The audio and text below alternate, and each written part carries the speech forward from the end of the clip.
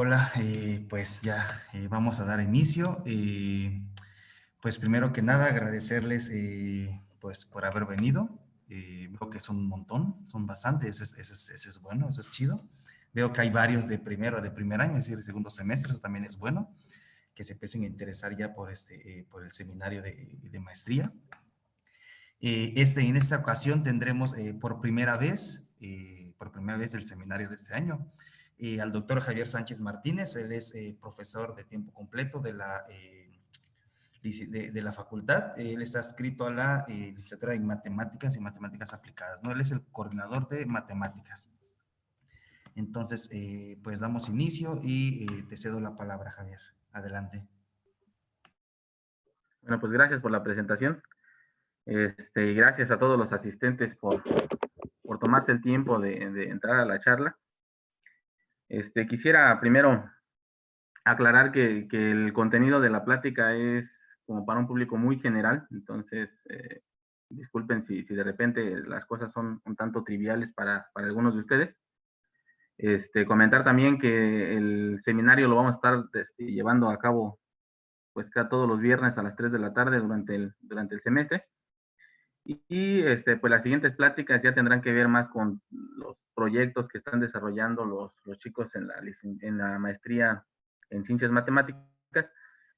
Contamos con algunos egresados de la licenciatura, con algunos egresados de la maestría y también con algunos profesores de la Facultad de Ciencias en Física y Matemáticas de la Universidad Autónoma de Chiapas, pero la invitación está abierta para el público en general que desee participar, nada más cosa de que nos contacte.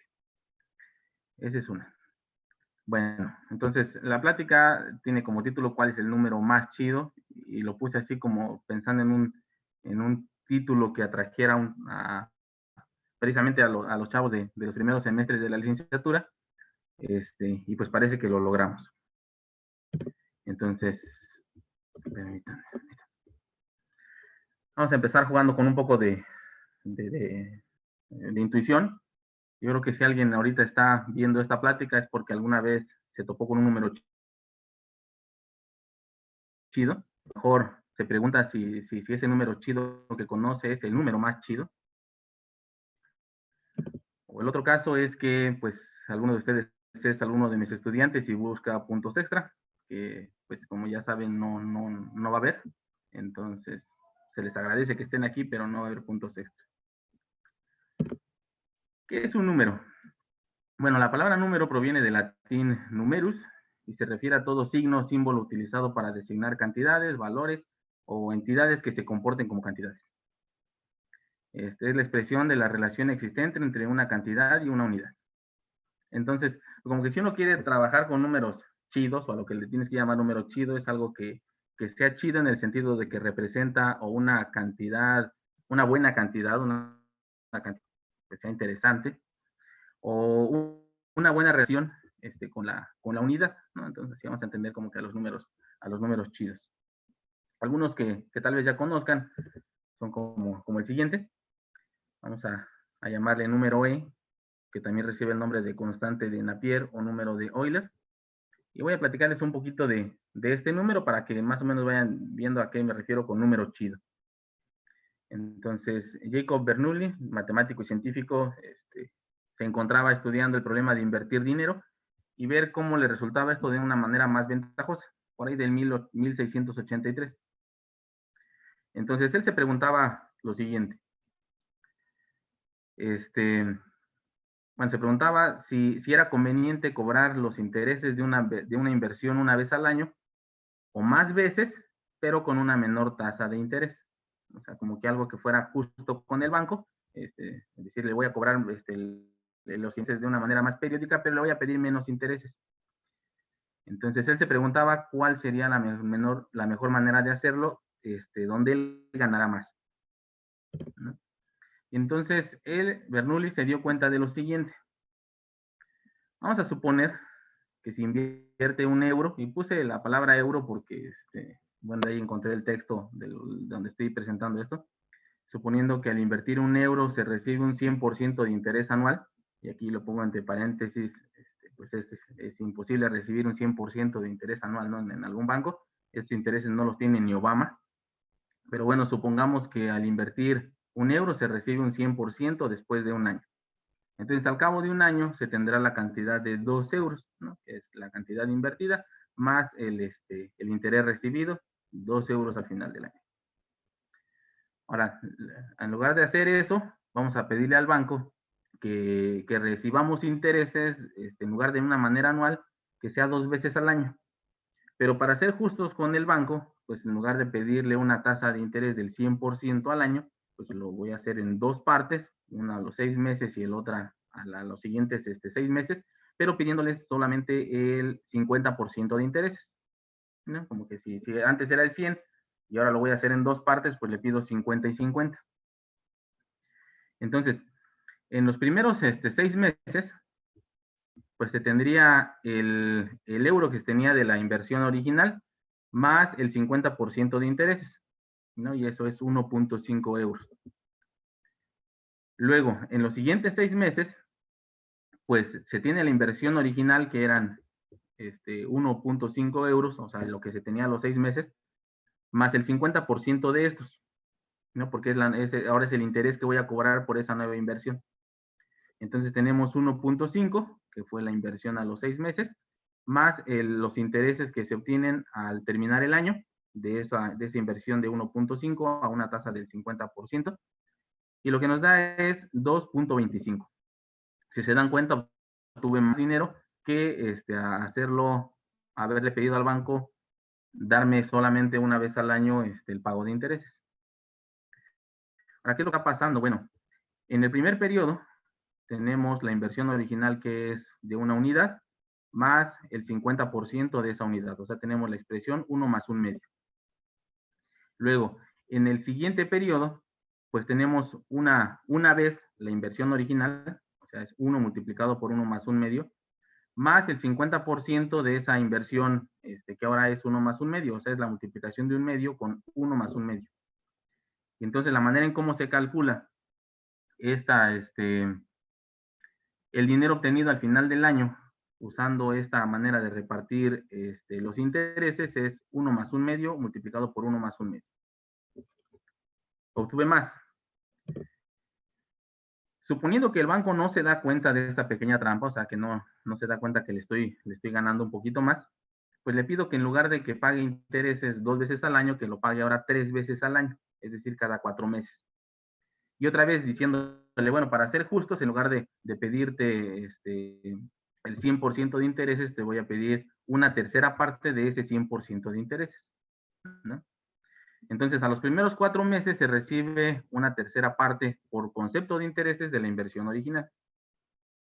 A los 8 meses voy a recibir de intereses una tercera parte, pero del saldo que ya tenía a los 4 meses. Y al final voy a recibir una tercera parte, pero del saldo que tenía a los 8 meses. Entonces, ¿cómo se está calculando esto? Pues en el primer periodo lo que tenemos es la inversión original, que era una unidad, más una tercera parte por concepto de intereses. En el segundo periodo tengo una copia de la inversión original, más la tercera parte de esa cantidad original. O sea, tengo 1 más 1 tercio multiplicado por 1 más 1 tercio. Me quedo con esta nueva cantidad, ¿no? Y en el último periodo lo que tenemos es una copia de esa inversión original más 1 tercio por concepto de intereses. O sea, es 1 más 1 tercio multiplicado por 1 más 1 tercio por 1 más 1 tercio. Y el resultado es 2.37. Si se dan cuenta, es un poquito más que 2.25. Entonces ya está cuál va a ser la manera en cómo me conviene hacer la inversión, ¿no? Pidiéndole al banco que me dé intereses en periodos más cortos de tiempo, aunque le diga que me pague menos intereses en cada periodo, ¿no? Lo que dice acá, entonces, cada que se divide en más partes la recurrencia del pago de intereses, al final del año recibimos cada vez más dinero. Ahora, ¿hasta qué grado le puedo hacer trampa al banco? O sea, ¿será que siempre va creciendo y entonces podría, siguiendo este proceso, si pudiera una cantidad infinita de veces, pues no tener un tope de esta ganancia que estamos haciendo? Pues vamos viendo. Primero, la fórmula general para saber cuánto dinero se obtendrá al final del año si se le pide al banco pagar intereses n veces al año, pidiéndole que nos dé 1 sobre n del total de lo invertido, pues siguiendo esa reglita que estamos viendo es 1 más 1 sobre n elevado a la n. Por desgracia, este valor no tiende a infinito, bueno, por desgracia para la parte de la ganancia, pero por otro lado, el hecho de que no tiende a infinito y que converja, pues hace que sea interesante estudiar al punto a donde converge, ¿no? Entonces, estos valores no tienden al infinito y de hecho se aproximan a 2.71, 82, 81, y a este número al cual convergen estas expresiones es al que se le llama número E, o constante de Euler. ¿Sale? Entonces, ese puede definir como el límite cuando n tiende a infinito de 1 más 1 entre n elevado a la n. ¿Ok? Este valor aparece en un montón de partes de la matemática, ¿no? Y no solo eso, también tiene un montón de maneras de definirse. Yo les presenté la primera que se dio. Por ejemplo, ahorita se sabe que el número E se puede calcular como 1 más la serie con términos 1 sobre n factorial, o bien como el único número real y para el cual la integral desde 1 hasta y de la función 1 sobre x es 1. Y este número E se usa para decir médicos, biológicos, químicos, control el ritmo de la desintegración, se sirve para un montón de cosas. En pocas palabras, el número, ¿no? O sea, este número es un ejemplo de un número chido, ¿no? Porque se ocupan un montón de cosas. Dentro de los números chidos existen los números famosos, ¿no? O sea, como que aquellos que casi todos, por ejemplo, el número pi. Pues quizá uno de los números más famosos que se conocen es el número pi, ¿sí? Porque lo vemos desde la primaria cuando nos enseñan a calcular perímetros o radios de circunferencia. Nos enseñan una tablita que dice, mira, la fórmula para calcular el área o el perímetro es esto. Y lo empezamos a repetir, ¿no? En la primaria ya estamos repitiendo. Y nos familiarizamos con el hecho de que pi se aproxima a 3.1416. Y bueno, la razón de definir así, de que aparezca pi como algo en el cálculo del perímetro de cualquier circunferencia, pues es precisamente de su definición, ¿no? El número pi se define como la constante que resulta dividir el perímetro de cualquier circunferencia entre su diámetro. Y este número es viejísimo. La primera referencia escrita que se tiene de este valor, escrita, data del 1800 antes de Cristo, en Egipto, en un papiro, ¿no? Escrito por un escriba famoso, no sé cómo se pronuncia esto, a lo mejor no lo voy a decir, pero ahí está escrito. Y junto con el número E, forman parte de una ecuación que se conoce como la ecuación más bella de las matemáticas, que E a la I por pi menos 1 es igual con 0. ¿Ok? Entonces tenemos números chidos, tenemos otros números que también son chidos, pero son más conocidos porque son más famosos. Y bueno, vamos con esos dos. Hay otros números, que aquí le puse números misteriosos, números que causan misterio. Les voy a presentar uno de ellos, que se conoce como la constante de Euler Mascheroni, y se define de la siguiente manera. Primero se le llama gamma, se le denota con la letra griega gamma, y se define como el límite cuando n tiende a infinito de la suma de los primeros n inversos multiplicativos de los números naturales menos el logaritmo natural de n. Para aquellos que sepan, bueno, el logaritmo natural tiene una relación ahí estrecha con el número e, entonces es un número misterioso que se basa en un número chido. También recordarán que la serie armónica no converge, pero resulta que cuando le voy quitando el logaritmo natural del último número que aparece aquí, este límite sí existe. Este límite sí existe y de hecho se aproxima a 0.57721.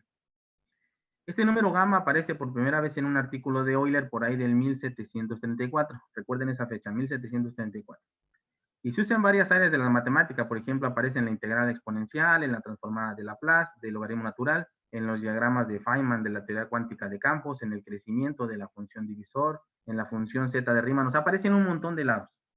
¿Qué lo hace misterioso? O sea, si ya dije que está bien definido como el límite de esta expresión. Bueno, déjenme comentarles que de este número gamma no se sabe siquiera si es racional o irracional. Estamos a punto de cumplir casi 300 años de que se definió y ni siquiera se sabe si este número es racional o irracional. Se sabe, por ejemplo, que de ser racional, su denominador tiene que ser del orden por ahí de 10 a la 242.080. O sea, tendría que ser un cociente entre dos números enormes. Eso fue probado por ahí del 2003 por Javier. En un artículo, ahí está el nombre del artículo. En su momento, Hilbert incluso comentó que el problema de saber si gamma es racional o irracional es un problema ante el cual los matemáticos se encuentran indefensos. Entonces, según Hilbert, está fuera del alcance ahorita, bueno, en su momento de los matemáticos, y yo creo que ahorita también, porque no se ha demostrado siquiera si es racional o irracional. Casi todos los números otros, bueno, los que uno conoce como chidos, sabe uno si al menos son racionales o irracionales, ¿no? De este no, o sea, es un número, por eso les digo, misterioso, bastante misterioso. ¿Ok? Hay otros números que en su momento fueron misteriosos. Voy a presentar. Bueno, nada más, aquí continuando un poco con el número gamma. Les digo, no se sabe si es racional o irracional. Se ha desarrollado un poco ese límite, de hecho se han calculado 119.377.958.182 decimales de gamma.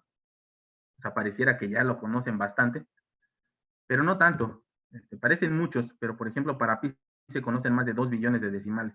Entonces no, el cálculo de gamma no es tan sencillo. Y ahí tienen trabajo, o sea, si les gusta, si ustedes son de los que les gusta probar si un número es racional o irracional, y tienen uno con el cual se pueden hacer un buen reto. ¿Ok? Y pueden volverse famosos si les llegan a salir si es racional o irracional. Les decía, hay otros números que en su momento fueron misteriosos. Voy a platicarles de uno, este es entero. El número 6174, o también conocido como constante, ustedes disculpen la ortografía, de Kaprekar. Voy a explicar el siguiente juego. Y es un juego que ustedes pueden en su rato de ocio jugar y practicar restas. Eso es como para practicar restas. Primero elijan un número de 4 cifras, no todas iguales. ¿Sale? Las que quieran, 4 cifras, pero no todas iguales. Vamos a permitir que las primeras sean 0. O sea, voy a poder considerar números de 3, 2 o hasta de una cifra, y lo completo hasta un número de 2 cifras agregando ceros a la izquierda. Por ejemplo, el número 988 va a ser un número permitido porque le puedo agregar un 0 al inicio, y entonces ahora sí ya tiene 4 cifras. ¿Ok? Nada más la restricción es que las 4 cifras no sean todas iguales. Con las 4 cifras que tenemos del número que ya se eligió, construyamos el número más grande que se puede formar y el número más pequeño. Una vez que tengas el número más grande y el número más pequeño, réstalas. ¿Ok? Si la resta tiene menos de 3 cifras, entonces vamos a agregar ceros a la izquierda otra vez para completar un número de 4 cifras. Y ya que volvemos a tener un número formado con 4 cifras, entonces repetimos el segundo paso, o sea, agarrar el número más grande y más pequeño que se pueda formar y lo restamos. Y así nos seguimos, así va a ser el juego, seguirte con esto de manera recursiva. Bueno, o sea, en la realidad lo único que estoy haciendo aquí es ponerlos a practicar restas de números de 4 dígitos. Vamos a hacer un ejemplo para que quede un poco claro este proceso. Entonces, aquí yo elegí, por ejemplo, el número 1121. Es un número de 4 cifras y no todas son iguales. O sea, sí aparece el 1 repetido varias veces, pero aparece el 2 como cifra no repetida. El hecho de tener un número de 4 cifras, no todas iguales, hace que cuando construya el número más grande y el más pequeño formado con esas cifras, el resultado no sea 0. ¿No? Bueno, para 1121, el número más grande y más pequeño que puedo formar con sus cifras son el 2111 y el 1112. Su resta se vuelve 999 y les decía, cuando te salga de menos de 3 dígitos, agrégale ceros. Y entonces mi nuevo número de 4 dígitos es el 0999. Le aplico el proceso otra vez, o sea, construyo el número más grande que puedo formar con estos dígitos y el número más pequeño. El más grande es el 9.990, el más pequeño es el 0,999, cuya resta es 8.991. Agarro ese número, ya es de 4 dígitos, y entonces vuelvo a hacer el proceso de construir el número más grande que puedo formar con él y el número más pequeño, y lo resto. En este caso concreto, la resta es 8.082. Ahora agarro el número 8.082, lo ordeno, construyo el número más grande y más pequeño que puedo formar con sus dígitos, lo resto, y en este caso obtengo el 8.532. Ahora con el 8.532, el número más grande que puedo formar es él, y el número más pequeño es el, aquí está mal, ¿verdad? Debería ser 2.358. Ok, es 2.358, pero la resta sí es 6.174. Ok, aquí les había puesto al principio que ese número se llamaba constante de Kaprecar, el 6.174, y se llama constante de Kaprecar por dos cosas. Primero, cuando le aplicas el proceso al número 6.174, el número más grande que puedes formar con sus dígitos es el 7.641 y el más pequeño es el 1.467. Cuando lo restas se vuelve 6.174, o sea, como que para este número, hacerle este jueguito no le hace nada. Una vez que llegas a este número, continúas. Otra cosa, esto para un número de 4 dígitos, tomar el más grande y el más pequeño que puedes formar con sus dígitos y restarlo, se le llama proceso de Kaprecar. ¿Ok? Entonces, este jueguito se le ocurrió en 1949 a un matemático de la India, de apellido Kaprecar, y él en su momento conjeturó que no importa cuál sea el número de 4 dígitos con el cual inicies, siempre y cuando sus dígitos no sean repetidos, al hacer el proceso de Kaprecar, iteradas veces, siempre vas a llegar al número 6.174. Y entonces en ese entonces era un número bastante misterioso porque decía, bueno, ¿qué tiene este número de especial que hace que al seguir el proceso de Kaprecar, siempre llegues a él? Siempre llegues a él. Y tiempo después se probó y probó que esto es cierto, que esa conjetura era cierta, y no solo eso, sino que además, a lo más necesitas 8 pasos para llegar de cualquier número de 4 dígitos, con dígitos no repetidos, al menos uno no repetido, hasta el número 174. ¿Ok? Y después empezaron a decir, bueno, con 3, con 2, etc. Si el juego se hace para 3 dígitos, una constante parecida a la anterior es el número 495. O sea, resulta que todo número de 3 dígitos, en donde no todos son iguales, al aplicarle el proceso de Kaprecar una cantidad finita de veces, vas a llegar forzosamente al número 495. Para 2 dígitos no existe una constante como tal, no llegas siempre a un número. Aunque sí es una cantidad de 5 números formado por 2 dígitos, donde para esos 5 números, aplicar el proceso de Kaprecar te manda uno en otro, se va ciclando. Ok, pero para 2 no, para 3 sí. Aquí les pongo un ejemplo para aquellos que van en los primeros semestres. Es un ejercicio más o menos sencillo. Probar que todo número que se construye de la siguiente forma es una constante de Kaprecar. O sea que cuando le aplico el proceso de Kaprecar, da el mismo. Entonces la manera en cómo construir números de Kaprecar es la siguiente. Vas a tomar como primera cifra el número 6. Luego vas a colocar varios números 3. Luego el número 1. Luego el 7. Luego vas a colocar varios números 6. Pero tantos números como números 3 hayas colocado en esta parte. Y luego vas a colocar un 4. ¿Ok?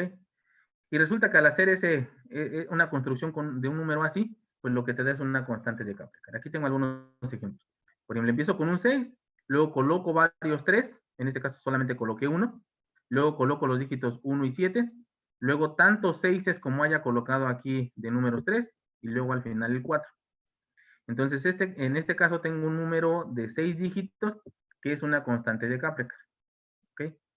Entonces, ¿qué significa ser constante de Kaprecar? Que cuando yo ordene estos dígitos para formar el número más grande y el número más pequeño y lo reste, el resultado va a ser este número que está acá. Si en lugar de agregar un 3, agregamos 2, por ejemplo, con el 6, luego dos números 3, luego 1 y 7, porque esa es la reglita, y luego tanto 6 como 13 haya agregado. Entonces, en lugar de agregar, bueno, aquí como agregué 2, 3, aquí agrego 2, 6 y luego finalmente un 4. Entonces, este también se vuelve un número de Kapleka. Y luego están estos otros. Y entonces hay un problemita por ahí de saber, de ponerte a encontrar constantes de Kapleka. Para más de 5 cifras, ya no hay una constante como para 4, una constante así como que absoluta, pero empiezas a encontrar ciclos. Entonces se pone interesante. Son números que en su momento, les digo, fueron misteriosos, pero después ya se han ido conociendo un poquito más. Ok, pero les quería comentar el número más chido, ¿no?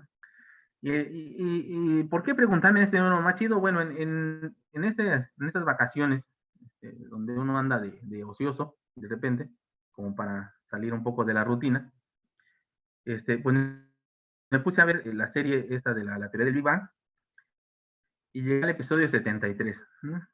Y en el número 73, Sheldon, uno de los personajes, afirma que el número 73 es el mejor número que existe. Pero no lo voy a decir yo, sino le voy a poner una pequeña, la pequeña parte del video donde lo menciona. Entonces, permítanme tantito. Ustedes me dicen si el video se ve. ¿Están viendo el video?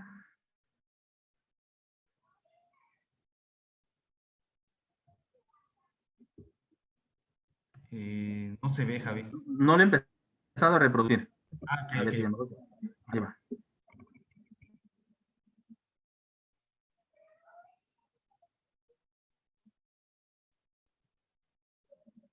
Creo que tiene silencio porque no se oye. ¿No se oye nada? No, bueno, no oigo. Creo que le tengo que dar compartir con audio. Sí, sí, compartir con audio, exacto. Pero, permítanme entonces.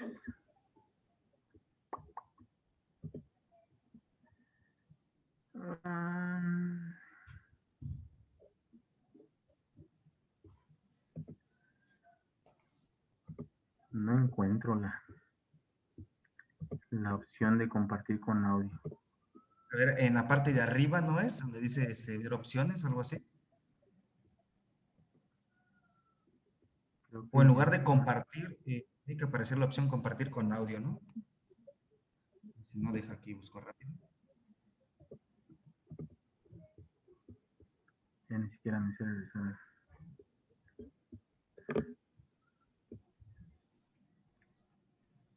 Compartir con audio.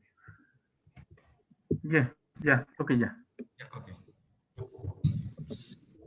A ver, ahí va. Ustedes me dicen si se escucha.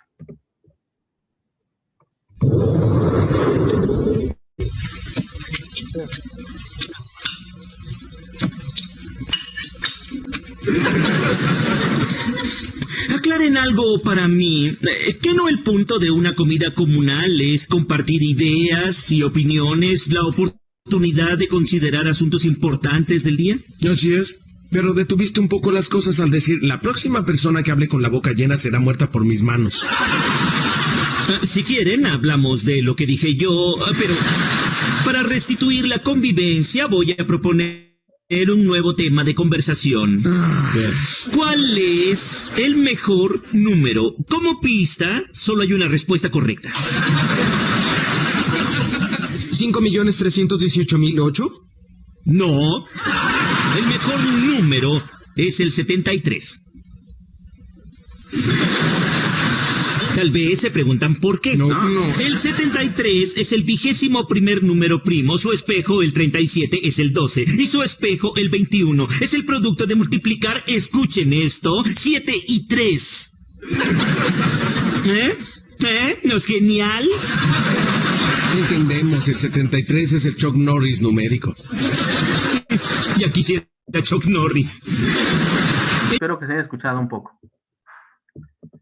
Si no, ahorita voy a continuar y voy a comentar lo que se menciona ahí. Entonces les decía, viendo ahí ese episodio, decía, bueno, el 73 es el número más chido, bueno, el mejor número porque satisface algunas propiedades, ¿no? Las propiedades que menciona ahí en el episodio dice, 73 es un número primo, ya de entrada los primos son interesantes. No solo eso, es el número, el primo número 21, si es que ordenamos los primos de menor a mayor. Resulta que el 21 es el producto de los dígitos del número 73, 7 y 3. Si lo invertimos el número, si consideramos el espejo del número 73, tenemos el número 37, también es un primo. Es el primo número 12 si los ordenamos de menor a mayor, es el espejo del número 21. El 12 es el espejo del 21. Y entonces él en su momento dice, bueno, el 73 satisface estas propiedades. Y en ese entonces yo decía, bueno, ¿será el único número que satisface estas propiedades parecidas? Se pone uno a jugar, ¿no? Un poco, y a investigar. O sea, pasó del ocio a ponerme a trabajar nuevamente. E investigando, pues resulta que el problema está resuelto. Y está resuelto de manera muy reciente. Les voy a platicar un poco de esto. Primero, vamos a definir estas propiedades que satisface el número 73. En su momento lo hicieron en el 2015, Biles, Spencer y Turskin, cuando definen lo que es un número primo de Sheldon. Y de hecho la alusión de llamarse primo de Sheldon sí es por la serie la serie de la teoría del Big Bang. Y entonces definen lo que es un número primo de Sheldon como un número primo que satisface las siguientes dos condiciones. Primero, una propiedad a la que le llaman propiedad producto, que significa que si al multiplicar, bueno, va a tener la propiedad producto, si al multiplicar sus cifras, se obtiene la posición que ocupa el primo al ordenar todos los primos de menor a mayor. Esa va a ser la propiedad producto como lo cumple el 73, ¿no? El producto de sus dígitos coincide con la posición que ocupa el primo cuando ordenamos los primos de menor a mayor. Y luego una propiedad que le llaman la propiedad de espejo, que es, va a tener la propiedad de espejo si el espejo de P, al cual se denota como rep P, y el espejo no es otra cosa más que ordenar las cifras en sentido opuesto. Entonces, en este caso, por ejemplo, el espejo de 73 es 37. Es un primo y además ocupa la posición correspondiente al espejo de la posición del número P sub n que tenía el número P original. Entonces, esas dos propiedades son a las que les llaman, tener un primo con esas dos propiedades es tener un número primo de Sheldon. Y en el 2015, estos señores no solo lo definen, sino conjeturan que el 73 era el único primo de Sheldon. Y entonces, en ese sentido, la afirmación que se hacía en ese programa es que pues, el 73 sí de veras era el número más interesante, ¿no? Por demás, pues sí solo era uno. Pero esa conjetura no se resolvió hasta apenas el 2019 por Pomeranz, no sé cómo se pronuncia, creo que así, y Spicer. Voy a platicarles un poco cuáles son los pasos a seguir para probarlo. No es que porque lo lee uno el artículo y está bastante complejo, pero sí les puedo comentar algunas cosas. Entonces, por ejemplo, ya desde el 2015, Bynes, Spencer y Turskin muestran que si un número primo solo satisface la primera propiedad, o sea, la propiedad de este producto, entonces el primo no puede ser muy grande. Bueno, relativamente no muy grande, ¿no? No puede ser más grande que 10 a la 45. Todavía 10 a la 45 es un número bastante exagerado, ¿no? Y lo curioso es que para esta afirmación lo que ocupan es una herramienta poderosísima de la teoría de números, ¿no? De los números primos, que dice que el límite cuando x tiende a infinito de pi de x sobre el logaritmo natural de x es 1. Aquí pi de x mide cuántos números primos hay detrás del número x. ¿Ok? Esto es lo que ocupan esencialmente para poder acotar los números primos que satisfacen la primera propiedad. No de manera sencilla, o sea, sí hacen bastante talacha. Y también mencionan, por ejemplo, que el 73 no es el único número con la propiedad producto, ¿no? Por ejemplo, aquí tenemos al 17, que ocupa el séptimo lugar en el orden de los números primos, y el 7 se obtiene como producto de las cifras 1 y 7. El número primo Q, 2.475.989, ocupa la posición 181.440 de los números primos, y este número resulta ser producto de estas cifras. Entonces hay un montón de números primos con la propiedad producto. Bueno, sí hay muchos, pero todavía no se sabía si el 73 era el único que satisfacía tanto esta propiedad producto como la propiedad de espejo.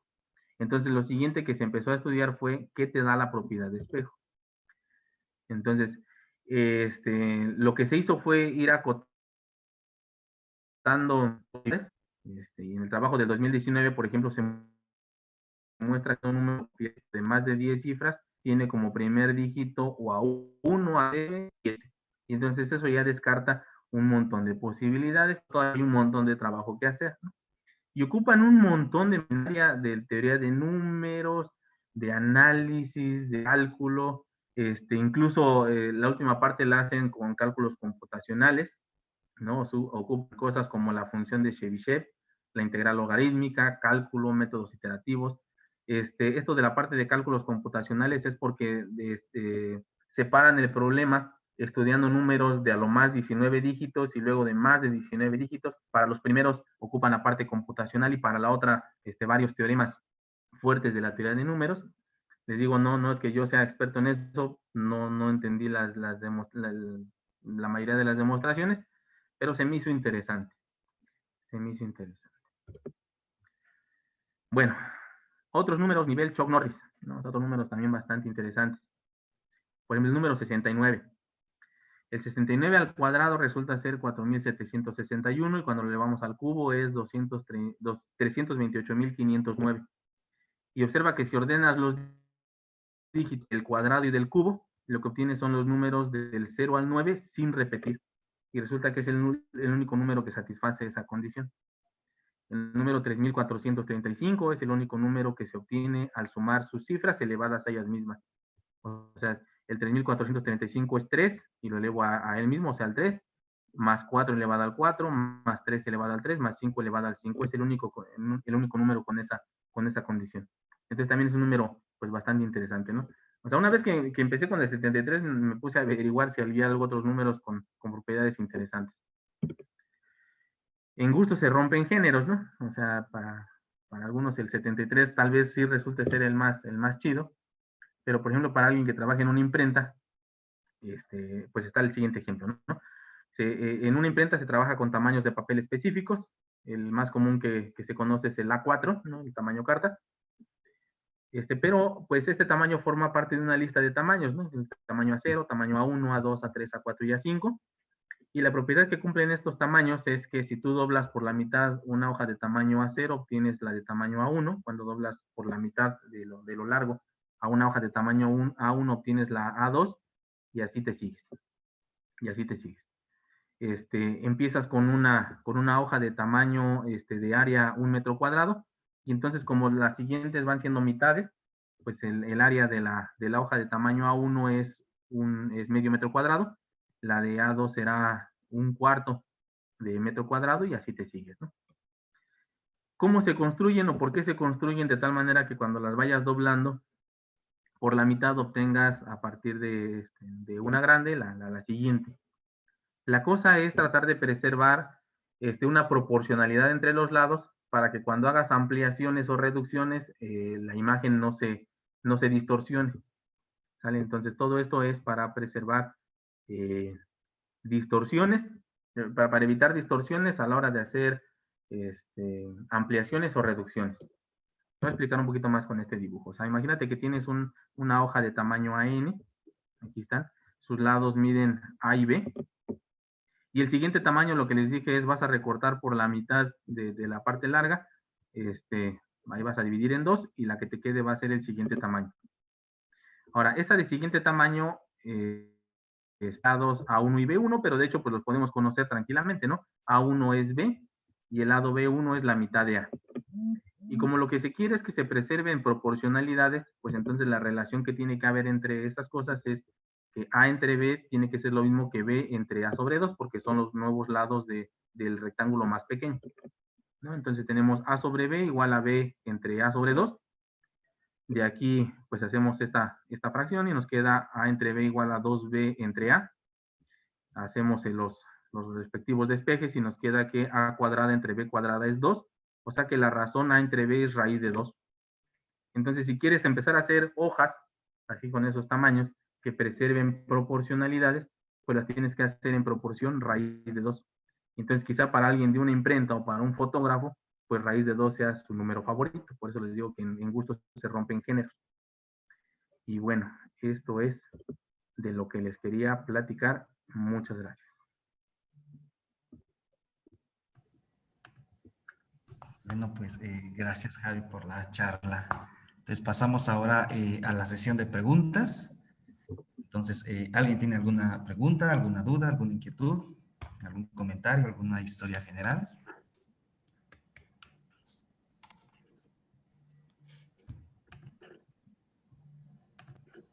¿Nadie? No tengan pena. Javi no muerde. Hola Javier, buenas tardes. Buenas tardes, Carlos, ¿cómo estás? Muy bien, hombre, qué bárbaro, qué plática tan bonita y tan brillante. Me gustó mucho, te diré. Yo no conocía los números que estabas mencionando, algunos de los números que mencionabas. Me sorprende el que mencionas, que no se conozca si es racional o no es racional. No es, ¿de qué naturaleza es? Si es racional o irracional. ¿Tiene bibliografía en esa dirección, Javier? Sí, sí, sí, la puedo compartir, no hay problema. Claro Ok. que sí. No, pues te felicito, estaba muy bonita tu plática, me gustó mucho. Estaremos entrando a las próximas. Muchas gracias. Y bueno, aquí aprovechando a hacer el pequeño comentario, agradecer a Carlos Robles de la Universidad de Sonora, quien está bastante interesado en participar aquí en el seminario que estamos desarrollando. Él y algunos colegas de allá de su universidad, incluidos estudiantes, van a ser asistentes recurrentes del seminario. Entonces la idea es aprovechar que las condiciones están dadas para que esto se haga vía online y bueno, pues ampliarnos, ¿no? Ampliarnos un poquito más. Entonces, muchas gracias, Carlos. Muchas gracias. No, hombre, aprovechando, en serio que sí, todo empezó muy tranquilito, muy bonito y de repente empiezan a aparecer cosas pues más interesantes. Ese número de Sherry pues es sumamente interesante, ya conocía un poco de él, pero el que sí no lo conocía el gamma, que el límite de ese suma menos el logaritmo, ese sí, sinceramente no lo conocía. Lo agradezco por tu presentación, lo conozco por ti ahora. Gracias, saludos. Gracias, Carlos. ¿Alguien más? ¿Alguna pregunta? ¿Alguna sugerencia? ¿Los de posgrado? ¿Tienen alguna pregunta? Profe. No, si quieres hablar, no sé quién está hablando.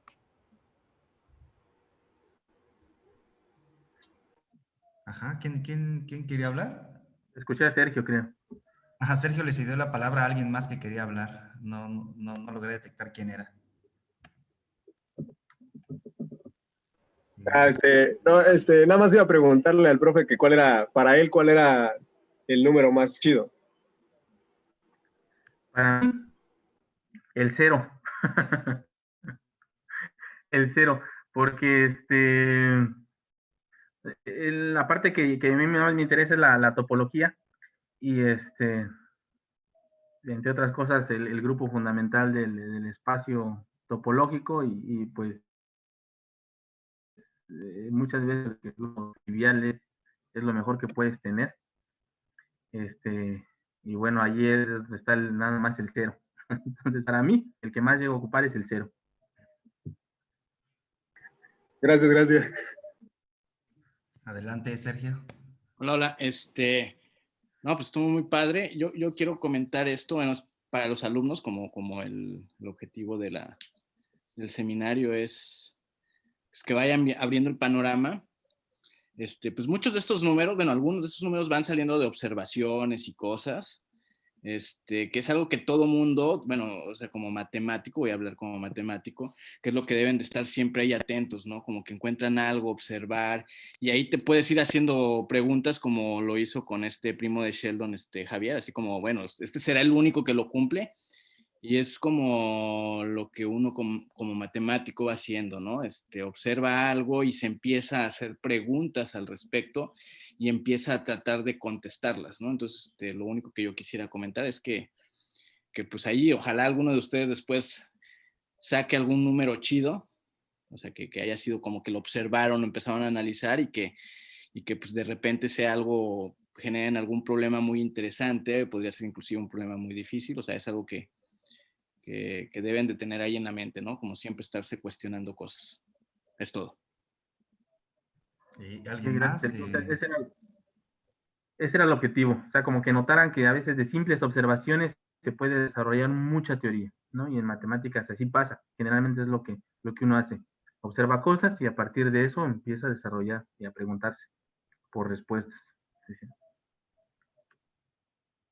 Sí, sí, sí. ¿Y alguien más? ¿Algún otro comentario? ¿Algún otro número que creen que se le haya pasado ahí a Javi? La razón áurea. Sí, Es- cuando yo platiqué con Aarón en el pasillo, me dijo, oye, ¿de qué número chido vas a hablar? Dice, porque para mí el número phi es el más chido, ¿no? Por aquello del origami y demás. Y lo iba a incluir, pero pues quizá también es de los más conocidos, de los más famosos, entonces por eso no lo puse. Pero sí, sí, sí, Un número hay un chido, montón de bueno, no sé, números chidos. bueno, no sé si sea un número chido. El número del taxi de Ramanujan, Exacto. ¿cómo Sí, el taxicar? es el 1729. Justo eso iba a comentar, pero adelante. No, pues ya lo comentó. Ajá, justo eso les iba a decir, ¿no? Un número que quizá hizo falta por ahí era ese, ¿no? El número de Hardy Ramanujan. Un poquito de historia, ¿no?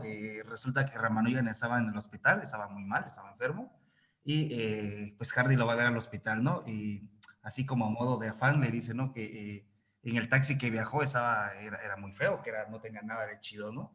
Y le dio el número, el 1729, ¿no? Entonces, a lo que Ramanujan luego replica, ¿no? Dice, no, ¿cómo dices eso? Si el 1729 es el número más pequeño que se puede escribir como suma de cubos, ¿no? Como de dos maneras diferentes.